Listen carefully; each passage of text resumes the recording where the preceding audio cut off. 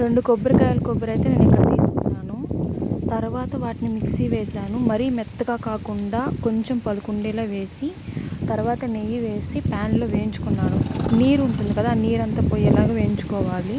తర్వాత దాన్ని తీసి పక్కన పెట్టేసుకొని, నేను 2 కాయలు కొబ్బరి తీసుకున్నాను కాబట్టి నాకైతే 1½ కప్పు పడింది. అంటే 2 కప్స్కి ఒక 1½ కప్పు బెల్లం అయితే సరిపోతుంది. తర్వాత ఆ బెల్లంని తిప్పుతూ ఉంటే ఆ గడ్డలు మొత్తం కరిగిపోవాలి. నీట్గా ఒక గడ్డ కూడా లేకుండా మొత్తం కరిగిపోయేలా చూసుకోండి. ఇప్పుడైతే నాకు మొత్తం గడ్డలన్నీ కరిగిపోయాయి. ఇప్పుడు నీట్గా ఉంది. తర్వాత ఇందాక పక్కన పెట్టుకున్న కొబ్బరి ఉంటుంది కదా, కొబ్బరి వేసి మొత్తం బాగా కలబెట్టుకోవాలి.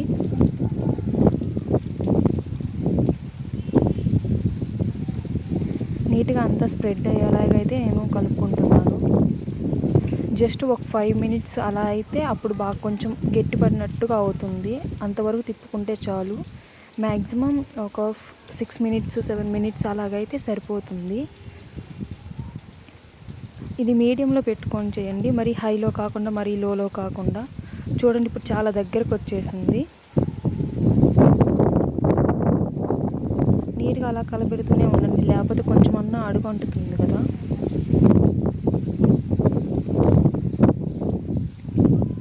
ఇప్పుడైతే పూర్తిగా దగ్గరికి వచ్చినట్టు అనిపిస్తుంది. తర్వాత మీకు ఎలా అర్థమవుతుందంటే ఎప్పుడు ఆపాలని, అలా ఉండేలా చేసుకొని అప్పుడు ఆఫ్ చేసేసుకోండి.